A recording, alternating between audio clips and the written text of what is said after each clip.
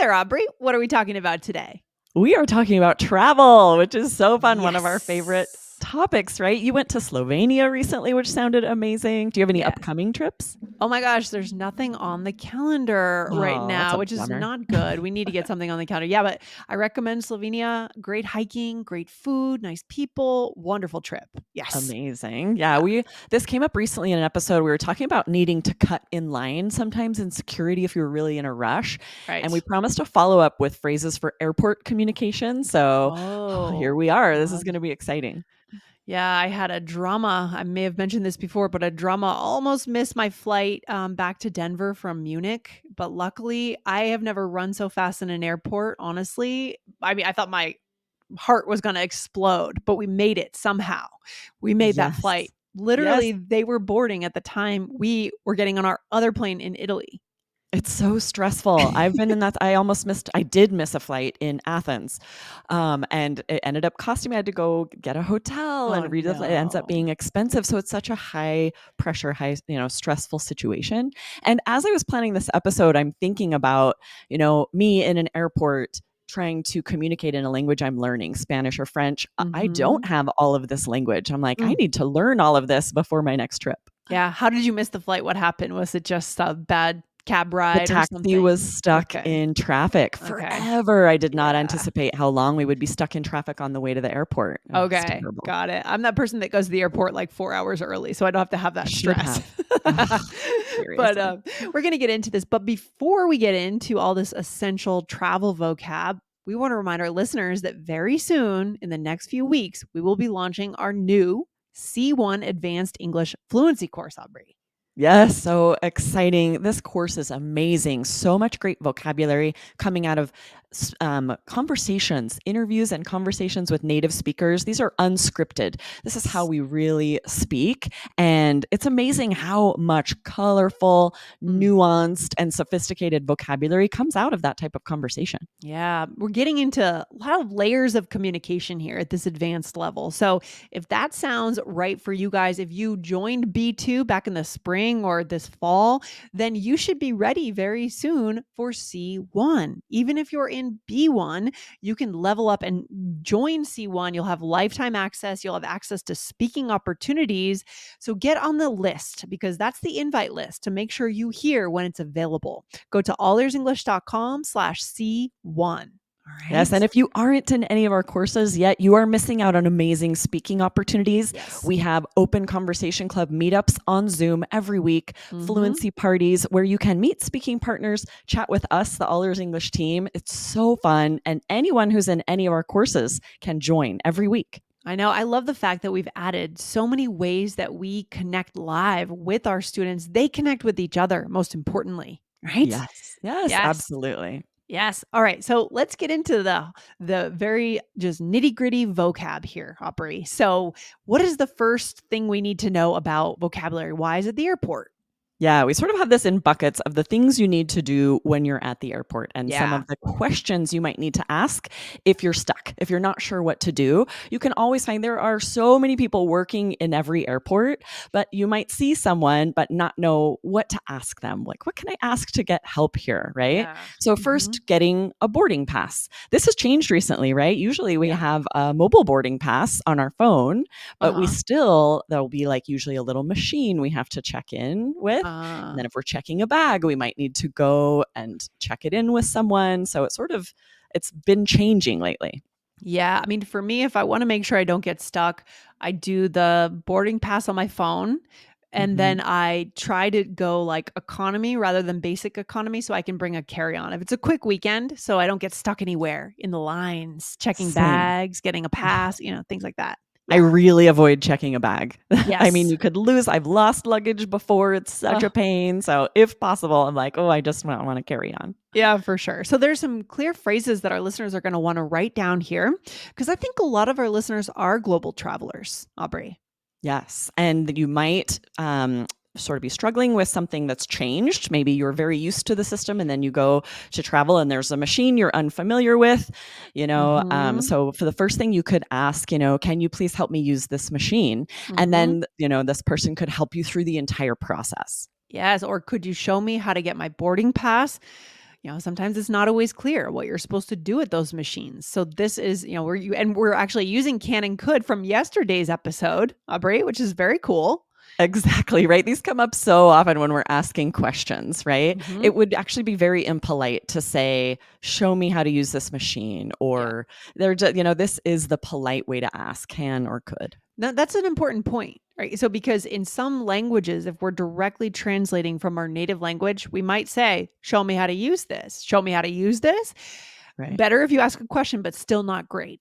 Yeah, Too or even direct. will you, right? Will you show me how to use this is still Yeah. very direct. Uh-huh. And so yeah, we Right. definitely suggest can and could to even Yeah. more polite. Could you show me how to do this? Yeah, we never want to translate directly from our language. There's so much that goes into that culture, grammar structure. All right, Yes. Aubrey, getting into the second. Now we've gotten our boarding pass. We're moving to the next phase of the day, which is getting through security. Exactly, right, and so first of all, you may be struggling to find where you go for security, so you could find someone and ask, "Is security this way?" And they'll let you know if you're headed the right direction. Yeah, for sure.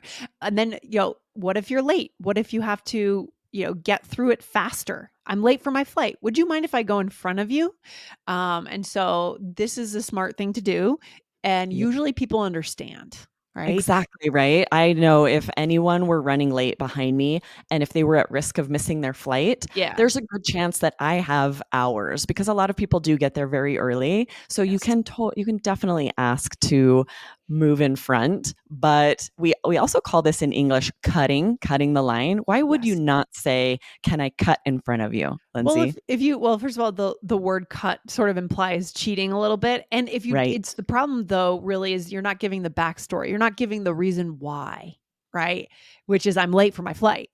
Right? You're just saying Yes. if you're asking me why not just say, "Can I cut in front of you?" without giving any Well, I think context? you brought up two good reasons here. Yeah. First of all, definitely give the context, right? If you say, "I'm so sorry, I might miss my flight. Mhm. Could I do you mind?" I love the "would you mind if I go in front of you?" is really Yeah. the nicest way you could say this. But even if you give that context and say, "I'm sorry, I'm late for my flight," I still Mhm. wouldn't say, "Can I cut in front of you?" Because we Right. use this expression, cut in front of someone, like you said. In a It negative way. implies Yeah. it's very negative, something you shouldn't be doing, something sneaky. Right. So instead, you can say it so many other ways, like just, "Can I go in front of you?"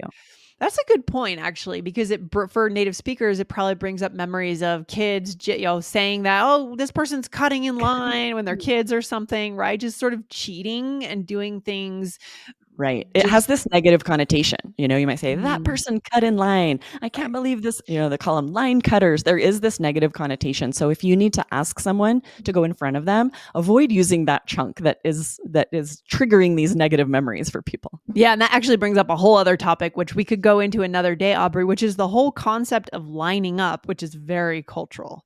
And it's important to know that in the US, we do line up. Yeah, and we really respect that We line, right? If there respect are people in lines. line, we're not gonna try and cut in front. We are going to get in the Yes. back of the line, Yes. unless this would be the exception, where if you're at risk of missing a flight, then absolutely you can ask people if you can move to the front of the line. Yeah. I mean, I know when I've traveled around the world, there have been countries I've been in where it's just kind of been like a group of people kind of Mm, converging on the thing, right? All trying to come into the door. And that's just because there's a different set of values and neither is right or wrong, but we want to just know different. what airport are we in? Are we in, Asia? Are we in the US? Are we in South America? Lining up is going to be a different experience. That's a good point, and I'm Yeah. imagining in the United States, if there's a large crowd of people that's sort of funneling to a line, it also would be sort of against the rules, against the culture to go to the front of that group so Mhm. that you can get into the funnel quicker, Yeah. right?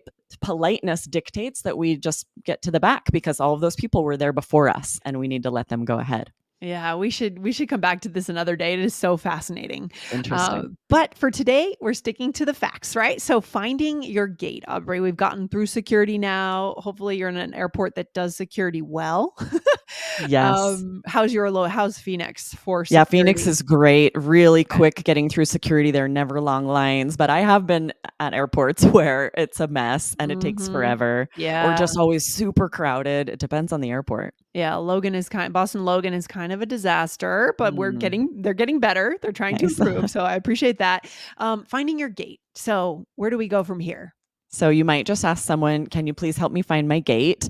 And you Mhm. can either tell them, usually it's like a letter number code in the States at least, and you could just show them your boarding pass and they could see it on there.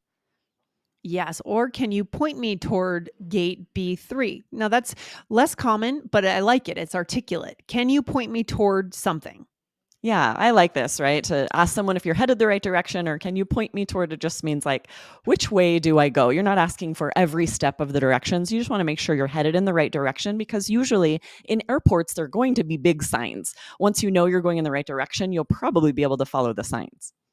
Or can you confirm I'm in the right place? And then you show. So it's always better to ask if you're not sure, especially when you're traveling abroad, right? Yes, and I mean, a lot of airports are gigantic and there are several terminals. So you could be totally in the wrong place without even realizing it. If you're wandering for a little bit, not seeing signs, not understanding, just find someone who works there and hmm ask one of these phrases to make sure that you're headed in the right direction or in the right place. Right. And sometimes we need to combine this step with the previous step because some airports, they'll have different security for different gates. I think, right? I know for Yes. Denver, it's just two securities and you can access all gates. You can get to all the Mm. gates through the tram. But I think other airports, it's like you have to go through this security and then you end up only at these gates. So we You're want to making be a good careful. point to Yeah. know that in the United States, every airport is different.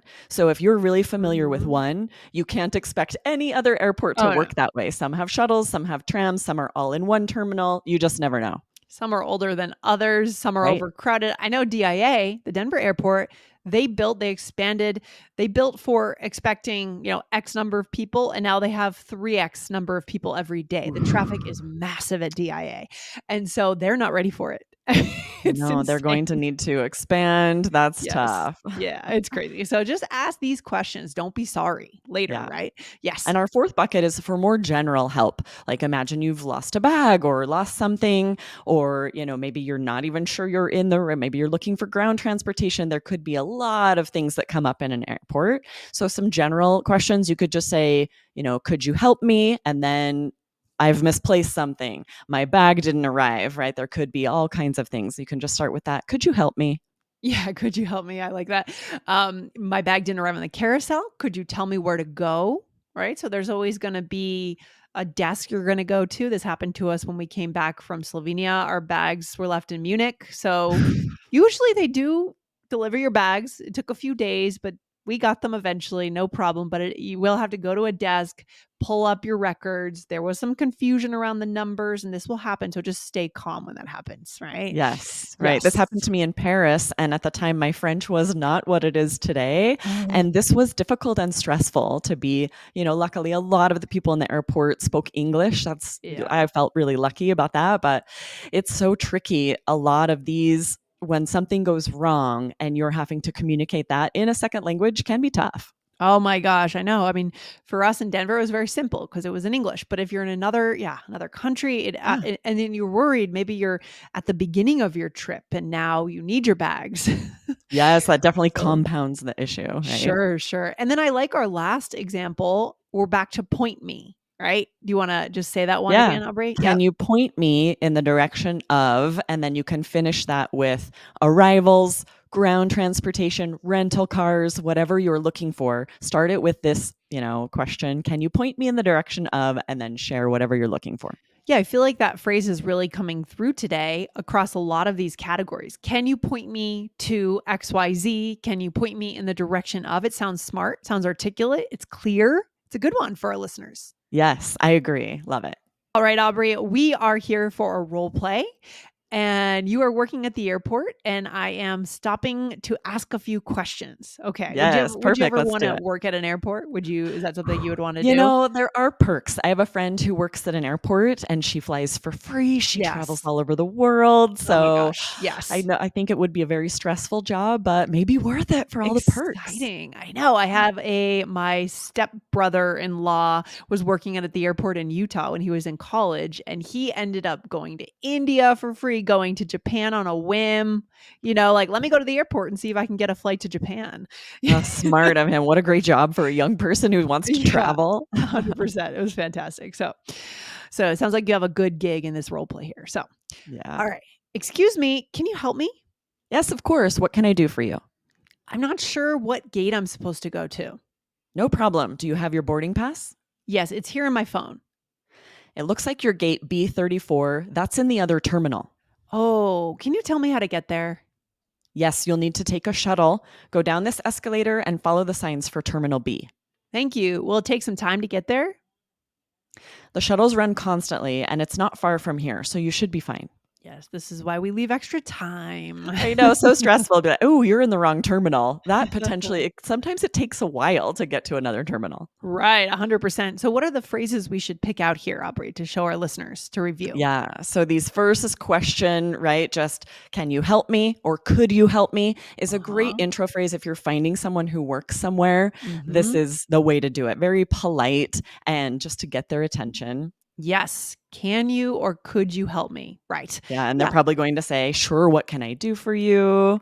And then we're diving into asking a question, right? You're like, "I'm not sure what gate I'm supposed to go to." And you could Mhm. say, "Could you point me in the direction of this gate?" Show them the boarding pass. Yes, we love that one. Remember that one. Could you point me in the direction of? Yes. And what else? Let's see. And Do then we you have? said, "Can you tell me how to get there?" Because I've said, "Oh, that's B34, the other terminal." This Mhm. sometimes will happen where staff working somewhere is they're so familiar with the place that they're maybe going Mhm. to assume you are as well. So they might just be like, "That's the other terminal." And it might be on you to say, "Okay, could you tell me how to get there?"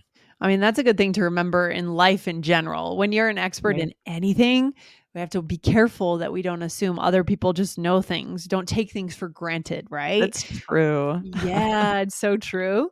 And Um, then another question you mhm, ask as I'm telling you, "Oh, we gotta take a shuttle, go this escalator." You mhm. may be short on time, and you would have a tough time knowing how much time it's gonna take you to get there. So you could ask this question you asked, "Will it take some time to get there?" To give you an estimate of how fast you need to be moving. Yeah, and you could reword that in different ways. You could say, how long will it take to get there is another option. We're just Yes. giving you some new and different options today, right? Definitely. All right. Absolutely. There's so much that can come up at an airport. You definitely want to Mhm. think about this ahead of time if you're traveling, right? It can be stressful if you get there and you haven't thought about the phrases that you need. So today's phrases will really help with that. Yeah, and I think making sure you set up the conditions so that you're not stressed out when you get to the airport, especially on busy days like Fridays or Yes. Sundays when or Monday morning work commuting traffic. Just set it up so that you're prepared so you don't kind of let off a vibe that stresses out the other person, right? So true. It's very true, right? Get there early, try Yeah. to know where you're going, but also, don't hesitate to ask for help. The second you're not sure you're in the right place, you're not sure what to do, there's going to be people close by who can help you. Aubrey, travel is a great topic. So I'd love our listeners, guys, if you have a travel question, send it Yes. in to support@allearsenglish.com. We'll make sure that we consider your question. If it's very specific, we'll probably feature it, Yes. right? Yes. Yes, and don't miss we had an episode not too long ago, Allers English 1489 with phrasal verbs for travel. Pick up these Yes. phrasal verbs for travel. We use so many different phrasal verbs when we're traveling, so don't miss that episode. Yeah. And for today's takeaway, I mean, we kind of said it, set yourself up for the right conditions. Be relaxed when you arrive so that these phrases come up in your mind naturally, right? Yes, Yeah. absolutely. Yeah. Yeah, and don't hesitate to ask for help. Yeah, if you're already set up to be pretty casual, all of these, you've got time, you're just asking, and then it's an opportunity to have a conversation with someone who works at the airport. Yeah, sometimes those can be really nice exchanges, Yeah. you can decide how it's gonna go, right? That's the Totally, key. or if you're super stressed, it might not be such a fun exchange. For sure. So enjoy the travel, and that's it for today. Aubrey, thanks for being on the show. Awesome. See you next time. Talk soon. Bye. Bye.